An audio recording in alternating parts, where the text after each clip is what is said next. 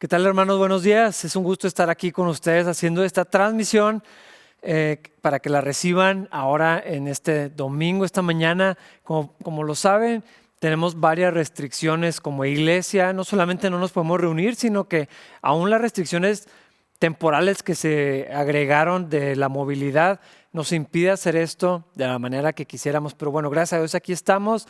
Contamos con los recursos necesarios para poder continuar sacando adelante estas transmisiones. Gracias a Dios por esto y espero, hermanos, que estén listos para estudiar la palabra de Dios juntos. Vamos a continuar en nuestro estudio en la carta a los Romanos. El domingo pasado, como algunos estuvieron siguiendo la transmisión, tuvimos esta celebración, esta transmisión especial por el día del domingo para el huérfano. Y fue un gusto haber platicado con los pastores, ver las diferentes perspectivas y tomarnos un tiempo para recordar esta expresión del Evangelio. Pero bueno, vamos a continuar nuestro estudio y lo vamos a retomar donde lo dejamos hace 2 semanas. Vamos a estar en el capítulo 3, del versículo 1 hasta el 20. Y si recordamos un poquito, estábamos hablando primeramente en el capítulo 1 acerca de la culpabilidad del hombre impío, del hombre que está ajeno a las cosas de Dios. Y hablaba, el apóstol Pablo nos dejaba ver cómo por la conciencia, por la revelación de Dios, no hay una excusa para no conocer a Dios, porque el Señor se hace visible, se ha manifestado y sus atributos que son inaccesibles para nosotros se han hecho visibles en la creación. La creación nos habla acerca del Señor. Y entonces no hay una razón para no conocer a Dios. El hombre ha resistido conocer a Dios. En el capítulo 2 hablaba acerca del hombre moral, las buenas personas que no viven a lo mejor de esa manera desenfrenada, que se limitan, que se disciplinan, que aún podrían decir que están sirviendo a Dios, pero aún el hombre moral no tiene una excusa delante de Dios como para salvarse y justificarse a sí mismo. ¿Por qué? Porque las actitudes, la conciencia, los pensamientos, las motivaciones del corazón nos delatan delante de Dios. Y el Señor había sido claro, y lo vemos por ejemplo en el Sermón del Monte. No solamente las acciones son evaluadas por Dios, la fuente de nuestras acciones, lo que sale de nuestro corazón. El Señor lo puede ver todo, todas las cosas están abiertas y desnudas delante de Él. En ese mismo capítulo 2 hablaba acerca del judío. Ok, si yo fuera judío, podría pensar, bueno, el impío, los gentiles, por supuesto que están condenados, por supuesto que el juicio de Dios va a caer sobre ellos. El hombre moral, pues probablemente también. Pero nosotros como judíos, que conocemos a Dios, que somos el pueblo de Dios, el linaje de Abraham, que somos la promesa del Señor y todas estas cosas que el Señor había hablado, ¿no? Que ellos serían luz para las naciones, sal de la tierra. Los judíos tenían esta satisfacción en ser judíos, esta autojusticia, esta falsa rectitud de decir, por el hecho de ser judío soy agradable a los ojos de Dios. Y la segunda parte del capítulo 2 demuestra que no es así. Entonces aquí es donde retomamos. Y esta sección del capítulo, antes de presentarnos a Cristo, antes de llegar al punto de hablar de la revelación del Evangelio, la expresión del amor de Dios encarnada en la persona de Cristo, va a terminar de concretar este pensamiento de que todos los hombres, todas las mujeres, todas las personas somos culpables delante de Dios por el pecado que habita en nosotros, por la naturaleza pecaminosa, por nuestra rebelión en contra de Dios. Y aquí es donde tomamos en este contexto para comenzar a leer en los versículos primeros del capítulo 3, versículos 1 y 2 dice, entonces, ¿cuál es la ventaja de ser judío? ¿Tiene algún valor la ceremonia de la circuncisión? Claro que sí, tiene muchos beneficios. En primer lugar, a los judíos se les confió toda la revelación de Dios. Pablo está expresando esto posiblemente porque el mismo mensaje ya lo había hablado en otras partes y tal vez ya había tenido esta respuesta de parte de los judíos. Entonces, ¿para qué somos judíos? ¿Cuál es el caso de ser el pueblo de Dios? Si no nos va a justificar eso delante de Dios. ¿Por qué hablas de la culpabilidad? Entonces, ¿Cuál es el beneficio de la circuncisión, de marcar nuestro cuerpo, de tener el pacto con Dios? Y Pablo dice, ¿hay una ventaja en ser judío? Claro que sí. ¿Por qué? Porque los judíos, el pueblo de Dios, la simiente de Abraham, habían recibido la expresión de Dios, la revelación de Dios hasta ese momento, hasta antes de Cristo.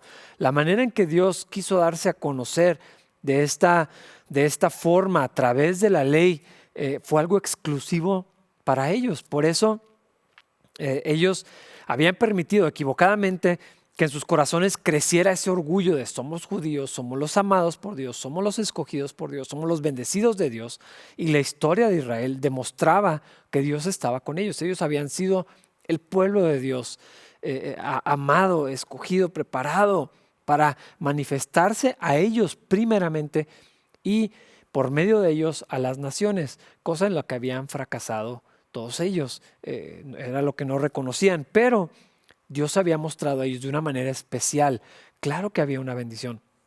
Vemos en el capítulo 1 de Romanos que el Señor nos ha hablado y se ha expresado a sí mismo, se ha revelado en la creación. Toda la creación nos habla acerca de Dios mismo, nos muestra su carácter. Vemos atributos de Dios por todas partes. La belleza, el orden, la creatividad, la bondad de Dios se expresa en la creación. Aún así, Dios había determinado por medio de hombres, estos canales, hombres y mujeres, habían sido instrumentos elegidos para hablar al pueblo de Dios. Y así había sido Moisés. Y luego les entregó la ley donde el carácter de Dios se expresa, la voluntad de Dios por escrito. Claro que había un beneficio en ser judío. Ellos tenían acceso a conocer a Dios de una manera que el resto del mundo no tenía. Al menos había sido así por un tiempo y esto había cumplido con un propósito. Y luego continúa Pablo en su argumento, versículos 3 y 4. Es cierto, algunos de ellos fueron infieles, pero ¿acaso eso significa que porque ellos fueron infieles, Dios será también infiel? Por supuesto que no. Aun cuando todos los demás sean mentirosos, Dios es veraz. Como dicen las Escrituras acerca de Él, quedará demostrado que tienes razón en lo que dices y ganarás tu caso en los tribunales. ¿De qué nos está hablando esto? Dios había hecho un pacto con Israel. El hecho, porque era un hecho, era una realidad que habían visto todos, que Israel fracasó en su pacto con Dios. No cumplieron con su parte. Dios había hecho este acuerdo. Ustedes serán mi pueblo, yo seré su Dios. Guarden mis mandamientos, escojan la vida. Te mando que te esfuerces y seas valiente, que guardes estos pensamientos, estos mandamientos de la ley y cumplas con ellos y te esfuerces en vivir de acuerdo a ellos. Que los enseñes a tus hijos, a los hijos de tus hijos, que hables de estas cosas al andar en el camino y todas estas instrucciones que había dado. Este pacto que yo les doy, si lo guardan, yo estaré con ustedes. Va a haber bendición, yo voy a respaldarlos, yo los voy a proteger, yo los voy a defender. Por el contrario, cuando ustedes dejen mis caminos, cuando ustedes dejen mis mandamientos, yo los voy a dejar también. ¿Eso significa que Dios había dejado de ser fiel? Por supuesto que no, es lo que está diciendo Pablo. El hecho de que todos hayan fallado en el pacto con Dios no hacía a Dios infiel de la misma manera. De hecho, la fidelidad de Dios es constante y estaba demostrada y ellos lo podían saber. Entonces, aunque todos como pueblo de Dios, como judíos, se habían hecho mentirosos al decir que eran salvos, al decir que conocían al verdadero Dios porque no caminaban con Él, sus corazones estaban lejos y era algo que Dios tenía en su contra continuamente. Con sus labios me honran, de palabra dicen que me sirven, cumplen hasta con los mandamientos, pero su corazón está lejísimos de mí. Eso era lo que Dios tenía en su contra porque eran mentirosos, habían fallado. A pesar de ser el pueblo escogido, de tener expresado en mandamientos y por escrito el corazón de Dios, la voluntad de Dios y el carácter de Dios, no habían cumplido con su pacto. Esto no hacía a Dios infiel de ninguna manera porque Dios es verdad. La verdad está en Él, pero Él mismo es la verdad. De la misma forma que el amor está en Él y Él es amor. Esto es el carácter de Dios. Dios no cambia. Por eso cuando decimos que Jesucristo es la verdad, estamos hablando que Dios es la verdad y no hay verdad fuera de Él. No es relativo, no es Depende del cristal con que lo mires, no está sujeto a discusión, no hay muchas verdades, hay una sola verdad. Cristo es la verdad, Dios es la verdad. Y él es veraz, Él es constante, Él es permanente, es lo que está diciendo aquí. Aun cuando todos los demás seamos mentirosos, aun cuando nuestra percepción de Dios, nuestro entendimiento de Dios y nuestro cumplimiento de la voluntad de Dios sea incompleto, esté distorsionado, esté cortado, Dios permanece siendo el mismo. Versículos 5 y 6. Sin embargo, algunos podrían decir, nuestro pecado cumple un buen propósito porque muestra a otros lo justo que es Dios. ¿No es injusto entonces que Dios nos castigue? Este no es más que un punto de vista humano. De ninguna manera. Si Dios no fuera completamente justo, ¿cómo tendría autoridad para juzgar al mundo? Este es un argumento que cada tanto surge o vuelve a aparecer en el corazón del hombre. Bueno, si Dios es justo, si Dios es verdad, si Dios es bondadoso, si mi pecado no hace más que resaltar la justicia de Dios, si las cosas malas que yo hago no hacen más que confirmar que Dios es el único bueno, que Dios es el verdadero, ¿por qué me va a castigar? Si yo no puedo hacer otra cosa, si al yo pecar y al haber tanta oscuridad en el mundo, la luz de Cristo, la luz de Dios se manifiesta y brilla aún más, ¿por qué voy a hacer yo el malo? No aporta eso a la justicia de Dios, no trae gloria a Dios al yo ser tan pecador. Es un argumento que a lo mejor a algunos nos puede parecer irracional o tonto o insensato, pero es algo que gente decía como una razón para justificarse. Sí, yo entiendo que soy malo y descanso en esa maldad. Y así el Señor se queda mejor. Yo hago quedar bien a Dios al confirmar lo que la ley enseña, que yo soy injusto, que yo soy pecador, que yo soy malo, que yo soy terrible. ¿Por qué Dios me va a juzgar por eso? Si yo mismo provoco que su justicia sea manifiesta, es algo muy tonto. Ah, Dios es justo en todos sus caminos, Dios es verdadero. Si Dios no fuera, dice este argumento Pablo, si Dios no fuera completamente justo, ¿con qué autoridad va a juzgar al mundo? Este es el problema con la moralidad. ¿Basados en qué? Si quitamos el estándar de Dios, ¿de dónde tomamos prestado para que haya moralidad? Esta es una de las cosas que anula al ateísmo y a la moralidad aparte de Dios. ¿Dónde vamos a poner la vara? Para que algo se vea injusto, tiene que haber algo que es justo. Para que algo se vea chueco, tiene que haber algo que esté derecho, que demuestre que eso está torcido. Y Dios mismo, al poner un estándar, al trazarlo, y estaba expresado en la ley, ¿cuál es el estándar? ¿Cuál es la altura? ¿Cuál es la medida? ¿Qué es lo derecho? Hace que todo lo demás se vea distorsionado, chueco, torcido, incompleto. Entonces, ¿cómo podemos decir no existe Dios, no hay una sola verdad, todo es relativo? Entonces, ¿contra qué vamos a medir? ¿Contra lo que yo pienso? Si fuera tan válido como lo que tú piensas, ¿dónde ponemos el estándar? Aquí se desbarata ese argumento de se puede ser buena persona sin Dios. ¿Y en qué vamos a basar eso? Hay una persona que, como un ejemplo práctico, lo que hace es, bueno, si tomo tu billetera en este momento, si te entierro un cuchillo en este momento, ¿por qué vas a decir que eso es maldad? ¿Por qué vas a decir que es injusto, que yo te robe o que yo tome tu vida? ¿Basado en qué? Hay un estándar más alto. Si Dios no fuera completamente justo, ¿con qué autoridad nos juzgaría?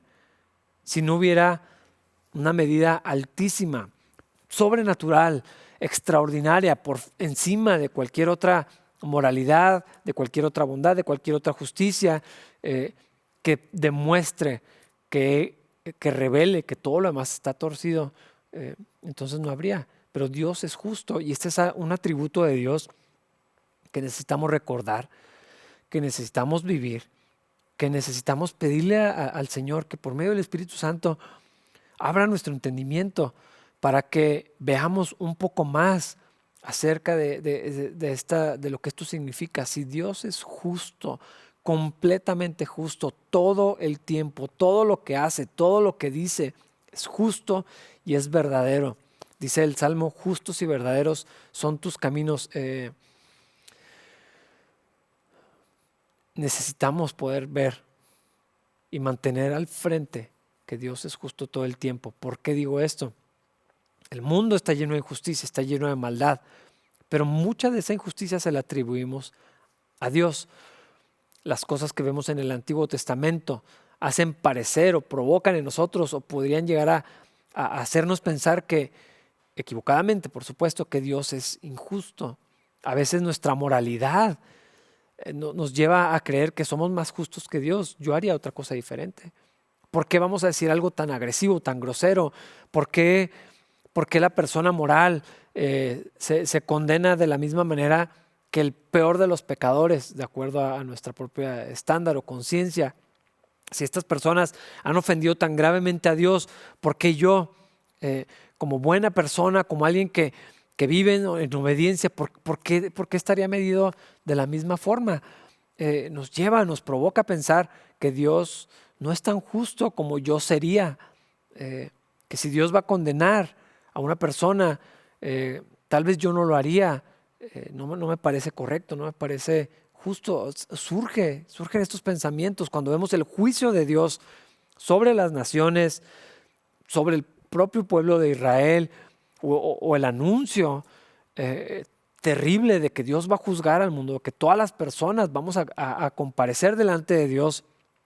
Podría surgir que Dios no es tan justo. ¿Por qué Dios va a mandar a alguien al infierno si es buena persona, nunca hizo nada malo, no le hace daño a nadie, está en su propia cosa, no ha conocido de Jesucristo? Y salen continuamente que esas tentaciones, esos pensamientos oscuros, malévolos de que Dios no es tan justo. Es la mentira que pasó en el Edén, porque la serpiente, discutiendo con Eva, razonando con ella, convenciéndola, manipulándola, haciéndola creer que sus razonamientos eran correctos acerca de Dios, lo que estaba cuestionando era la bondad de Dios, la justicia de Dios. ¿Por qué Dios no va a querer que tengas de esto? ¿Por qué Dios te priva? ¿Por qué Dios no te da? Dios es egoísta, Dios es malo, Dios no es justo.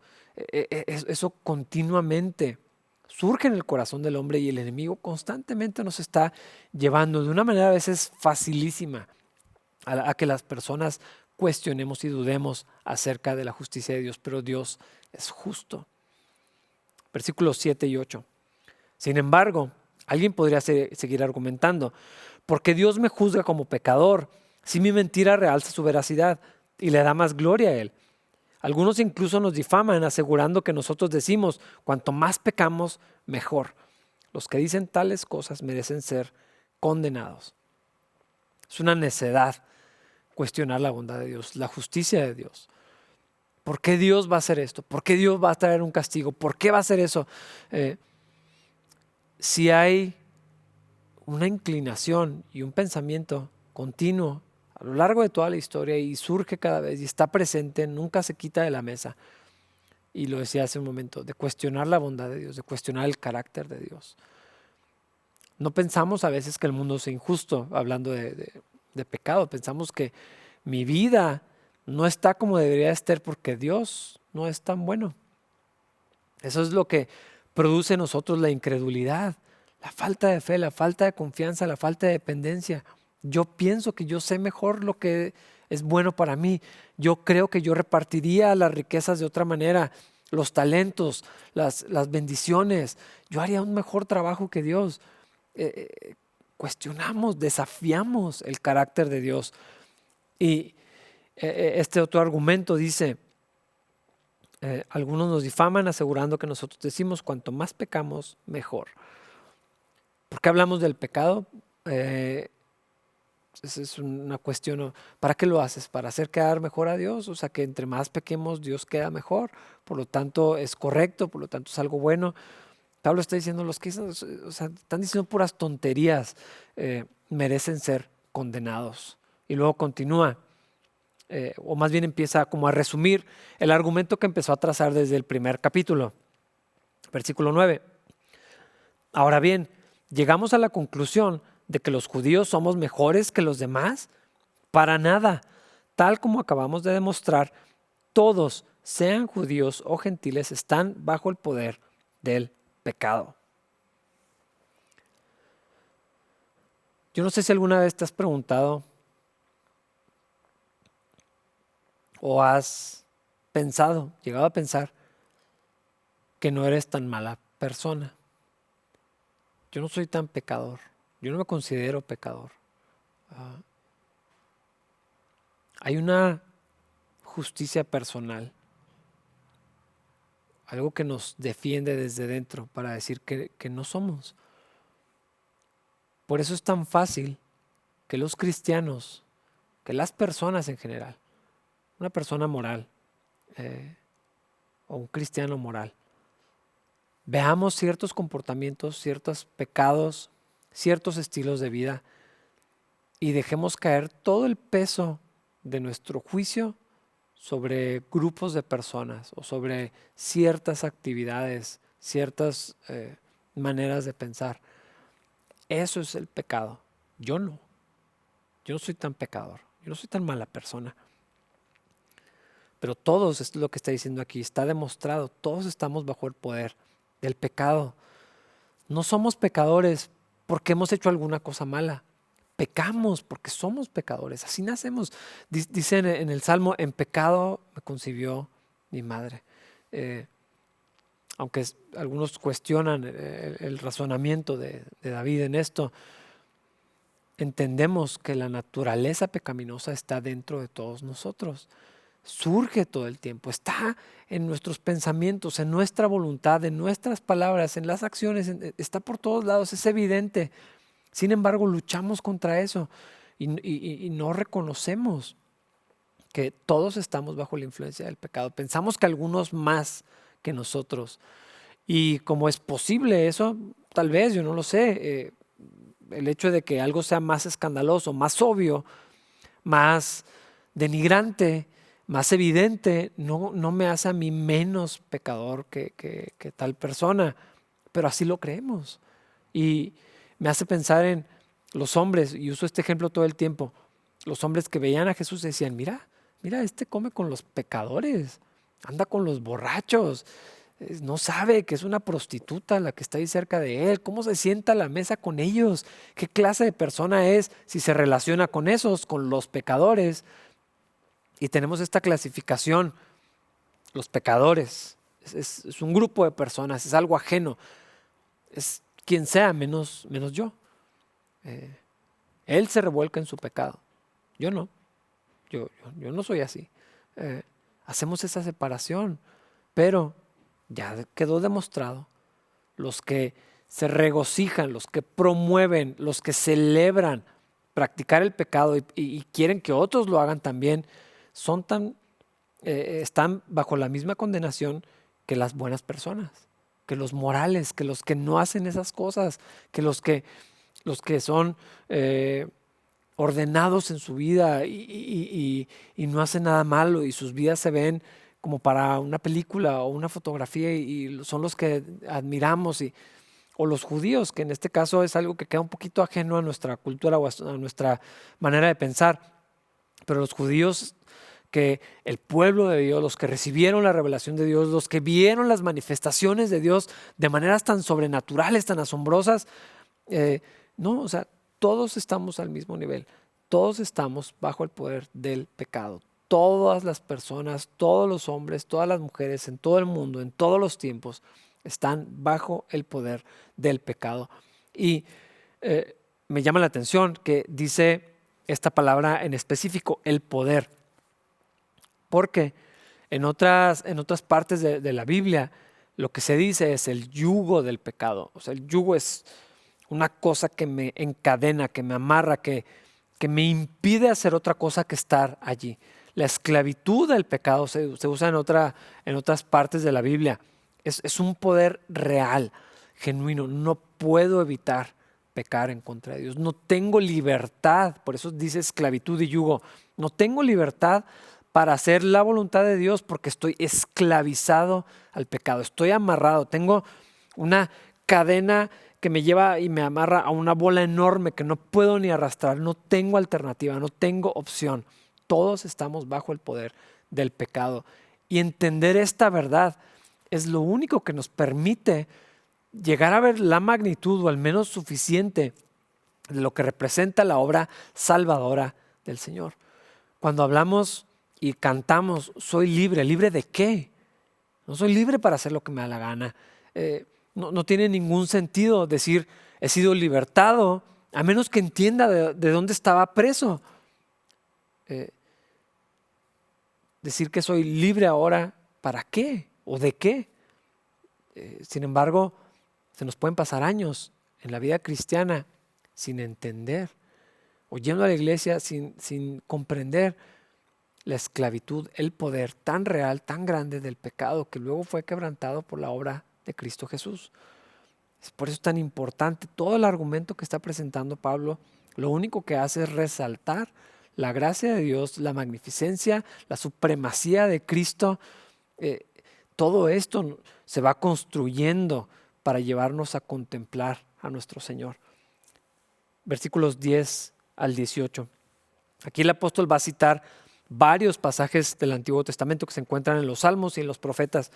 Dice, como dicen las Escrituras, no hay ni un solo justo, ni siquiera uno.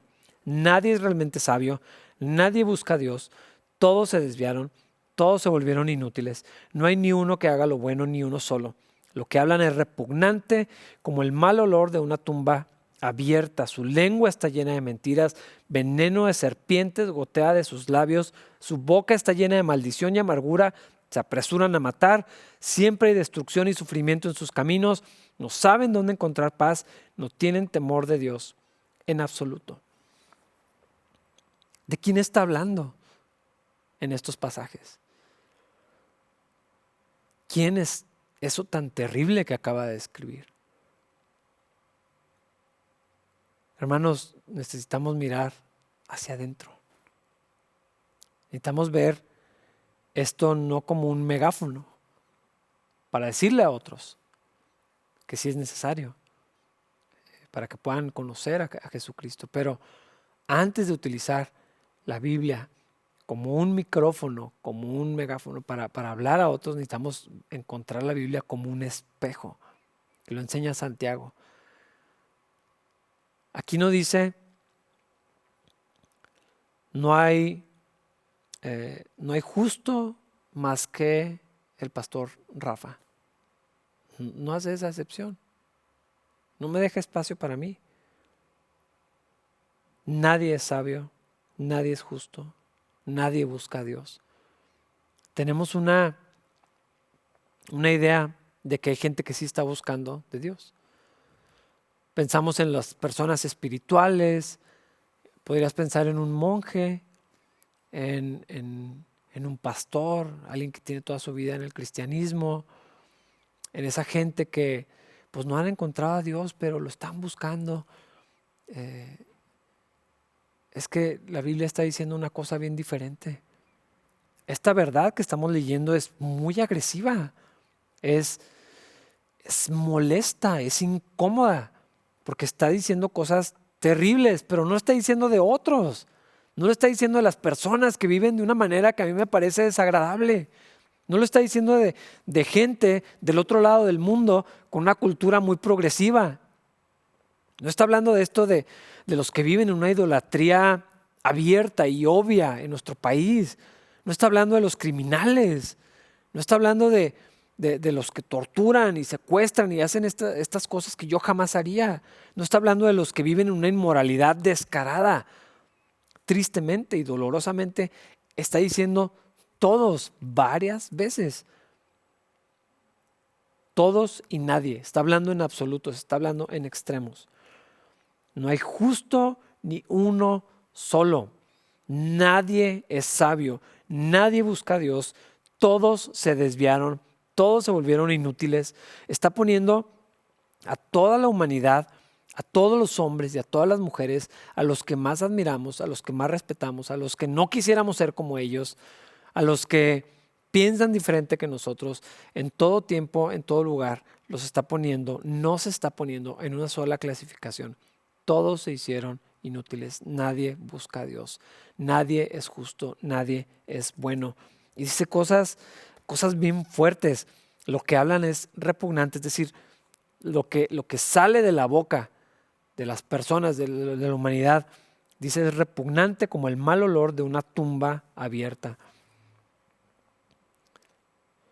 Yo nunca he olido el cadáver de una persona, pero sí me ha tocado de perros y de gatos. Es algo muy desagradable. Y es lo que está diciendo aquí. Lo que sale de la boca de las personas es tan asqueroso como el olor de una tumba, como un cuerpo en descomposición. Su lengua está llena de mentiras. No hay verdad. No existen muchas verdades. No existe este relativismo de no, pues tal vez para ti está mal, pero para mí está bien y viceversa.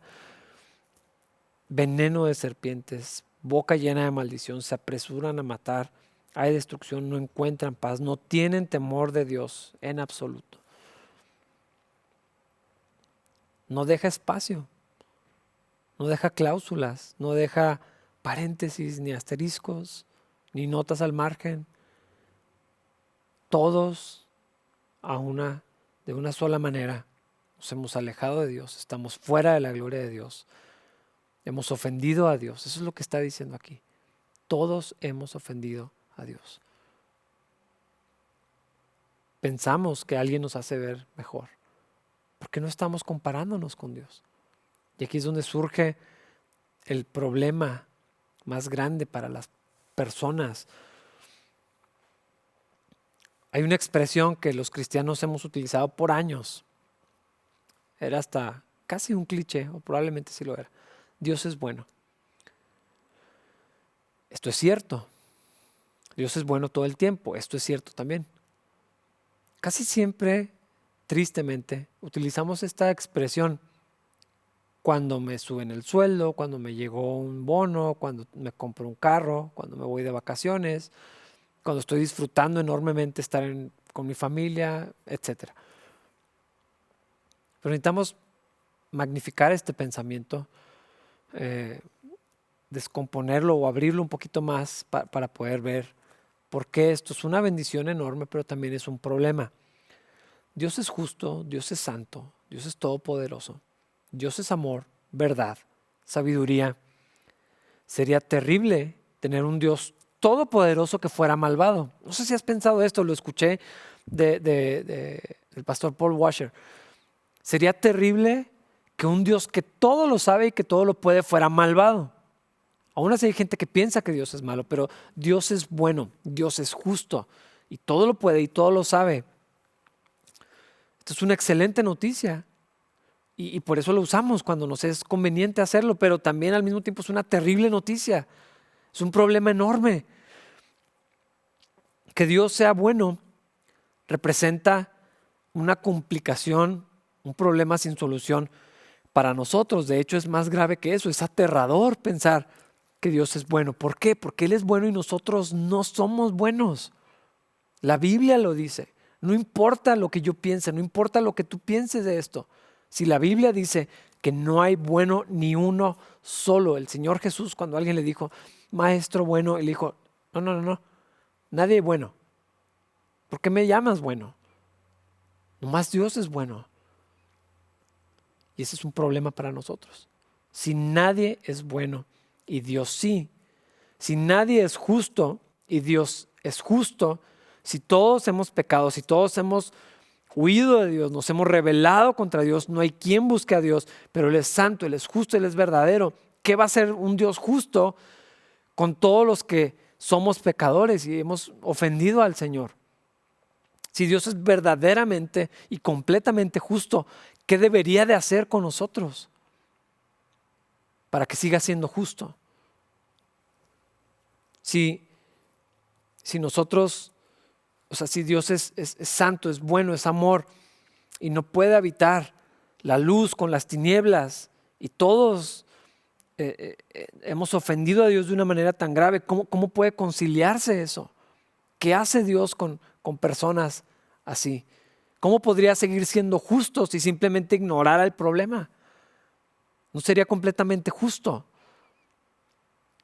A veces pensamos que el perdón y la armonía y la restauración es simplemente hacer como que las cosas no pasaron. En eso no hay justicia, no hay verdad. Pero ya vimos el argumento. Si Dios es completamente y verdaderamente justo, ¿qué hace Dios con personas que son malas? Si Él es bueno completamente, ¿qué hace para seguir siendo bueno, para seguir siendo justo con todo lo demás que representamos nosotros?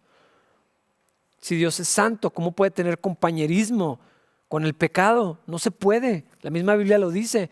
¿Qué comunión hay entre la luz y las tinieblas? No son compatibles. ¿Cómo puede mantener su santidad y convivir con el pecado? No hay forma. Este es un problema enorme para nosotros que necesitamos poder contemplar, poder reconocer. Dios es bueno, nosotros no. Todo esto que acabamos de leer nos trae terribles noticias. ¿Cómo puede un Dios justo simplemente perdonar e ignorar el problema con el malvado, con el perverso, con el impío, con el pecador? Aunque sea moral, aunque sea judío, el que ha ofendido a Dios, ¿cómo puede entrar en su presencia? No se puede. En Números 14, versículo 18, la primera parte dice: el Señor es lento para enojarse y está lleno de amor inagotable. Esto lo sabemos, lento para la ira, grande en misericordia. Dice, y perdona toda clase de pecado y rebelión, pero no absuelve al culpable, no ignora la ofensa. Tiene que pasar algo, tiene que haber un evento, una persona, algo que pueda conciliar la justicia de Dios, el pecado del hombre, el castigo justo por las ofensas en contra de Dios, para que pueda haber una reconciliación, para que Dios santo y justo se mantenga inmutable en su carácter. Dios no puede seguir siendo justo si ignorara nada más el problema. Dios no puede seguir siendo santo si simplemente cohabitara con el pecado. Tiene que suceder algo.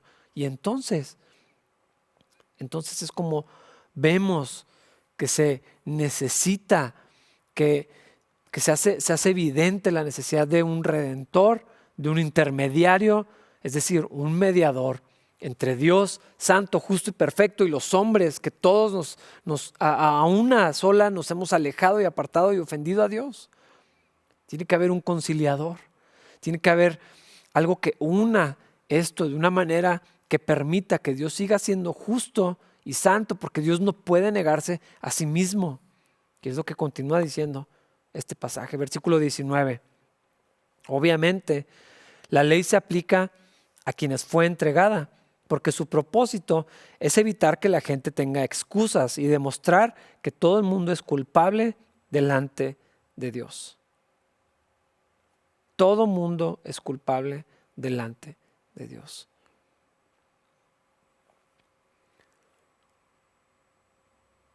Esta sección de la Biblia hace este énfasis. Nadie queda fuera de la culpabilidad. Todos somos culpables delante de Dios. No importa si piensas que tu ofensa es menor. No importa si tus acciones y tu vida se ven más nobles y más buenas que las de cualquier otra persona. No importa nuestra opinión en esto. La Biblia es muy clara. Y aquí es donde tenemos que determinar a quién vamos a escuchar, a quién le vamos a creer, cuál es nuestro estándar, cuál es nuestra autoridad. ¿Por qué digo esto? Porque mi conciencia, mi moralidad, mi carne puede decir, no estoy tan seguro de lo que está diciendo. El mundo dice un mensaje completamente diferente, opuesto a lo que la Biblia dice. Es más, en muchas iglesias se enseña algo completamente contrario a lo que estamos leyendo aquí, cuando la Biblia es bastante clara en la acusación que está diciendo. Pablo, otra vez, si nos vamos al inicio de la carta de los Romanos, lo podemos ver como un juicio que se abre en una corte y entonces entra el fiscal a presentar la acusación. Este es el caso. Aquí está la demostración de por qué esta persona, que en este caso somos todos, merece el castigo de Dios. Este es el argumento que está presentando y es inevitable. La ley tiene un propósito, revela. La ley demuestra, la ley confirma que todos somos culpables. ¿Por qué? Porque ese es el estándar de Dios. Si alguien quisiera justificarse, ser salvo, quedar excluido de esta culpabilidad, librarse de la condenación, si alguien lo quisiera hacer por sí mismo, tendría que cumplir con la ley de Dios. Toda, completamente. No solamente en acciones, porque alguien como el apóstol Pablo, antes de tener ese encuentro con Cristo, se podían jactar. Él lo hizo y muchos fariseos lo hacían. Es que mira, desde mi linaje ya vengo bendecido. Fui formado de esta manera. Fui educado desde pequeño. Fui consagrado por mis padres para ser criado en los caminos del Señor. Mi vida es intachable en cuanto a la ley, irreprensible, decía Pablo, ahí en la carta a los Filipenses. Es decir, de acuerdo a la ley, no hay nada que puedan tener en mi contra. No he fallado en ninguno de estos puntos. El joven rico, cuando fue con Jesús y le dice: Señor, no sé qué más tengo que hacer. Desde mi juventud he guardado toda la ley. Pregúntale a cualquiera, revisen mi vida. La ley la he cumplido toda. Pero el problema, que probablemente no era verdad, pero aunque lo fuera, las acciones, las intenciones, los pensamientos, las palabras, la conciencia, las motivaciones, desbaratan completamente el argumento de que una persona se pueda justificar a sí misma. Todos quedamos excluidos de la gloria de Dios. Todo el mundo es culpable delante de Dios. Todos por igual. Todos bajo la misma medida. Todos al mismo nivel. Todos bajo la misma necesidad. Todos metidos en el mismo problema. Todos necesitados de la misma solución. ¿Cuál es la solución? ¿Qué vamos a hacer con una situación tan grande, tan grave, tan definitiva? ¿Por qué? Porque esto tiene implicaciones en la eternidad. Ojalá fuera únicamente en la tierra. Sería lo de menos pasar en un juicio, tiempo en la prisión, o un castigo físico, aún la muerte física. Sería el menor de los problemas, pero cuando ponemos esto en perspectiva de toda la eternidad, es decir, culpable para siempre, lejos de Dios para siempre, que me sea imposible alcanzar la gloria de Dios, que me sea imposible encontrar esa reconciliación de un Dios santo y un Dios justo contra un hombre enemigo de Dios, pecador contra Dios, continuamente ofendiendo, que no busca a Dios, inútil, donde que de su corazón y de su boca salen puras cosas ofensivas en contra de Dios. ¿Qué hacemos con ese problema? El último versículo que vamos a leer hoy, el versículo 20, dice: pues nadie, este es otro absoluto, así como está diciendo todos, lo enfatiza de esta manera: nadie llegará jamás a ser justo ante Dios por hacer lo que la ley manda. No se puede. Nuestras mejores obras, nuestra mejor moralidad, nuestra mejor justicia, nuestra mejor vida, nuestra mejor buena persona es inútil, no basta, no es suficiente para alcanzar justicia delante de Dios, porque el estándar de Dios, la santidad, la justicia, su perfección, su verdad es tan alta que ni el mejor esfuerzo es suficiente, no completa, no satisface, no basta. Es lo que está diciendo aquí y lo está afirmando por si no era obvio hasta ahorita.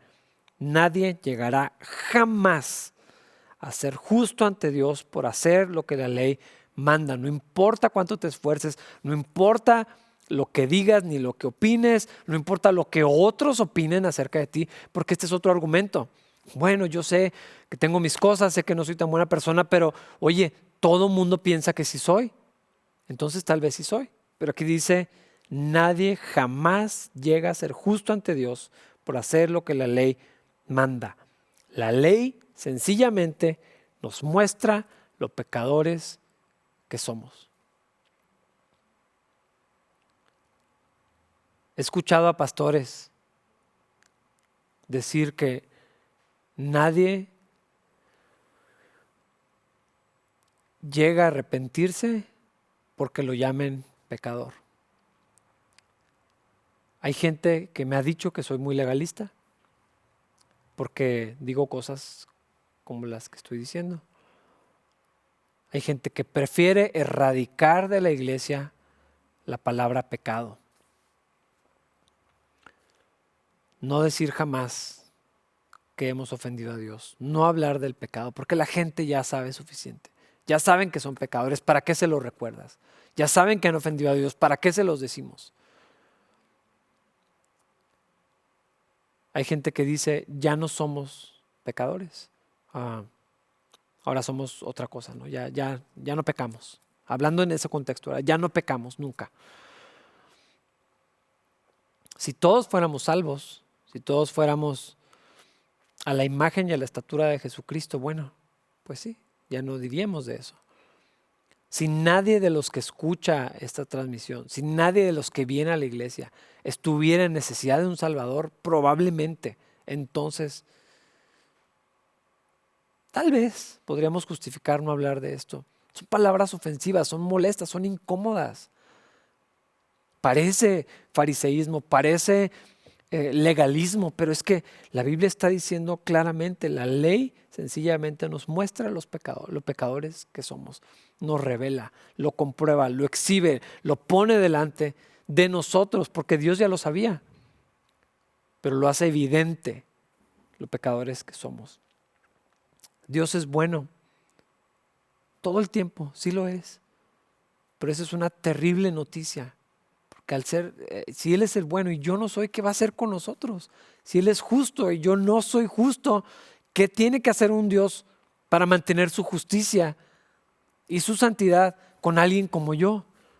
Que lo ha ofendido, que continuamente es en contra de la voluntad de Dios. Esta es una terrible noticia. Y la solución a este enorme problema, a esta situación inescapable, donde somos insuficientes, donde nuestro mejor esfuerzo, nuestra mejor dedicación, podríamos tener una vida aislada en las montañas, y hay gente que procura hacer eso y dice que están buscando a Dios, pero la Biblia dice otra cosa. Una vida libre de faltas morales, cumplir con todos los mandamientos, con toda la moralidad, con todo lo que me digan, con todo lo que se espere de mí y más, sigue siendo insuficiente para alcanzar la justicia de Dios, para alcanzar el perdón de Dios por mí mismo. Y lo que viene como consecuencia es únicamente un castigo terrible, porque la ofensa del pecado en contra de Dios solamente se puede suplir, solamente se puede pagar con la muerte. Y entonces, ¿qué hacemos con este problema tan grande? Aquí es donde tenemos que voltear a ver a Cristo, la obra de Jesús, la obra de la cruz. Porque todo esto que he venido diciendo no es para traer condenación, es para resaltar lo que la misma carta nos va a ir presentando más adelante.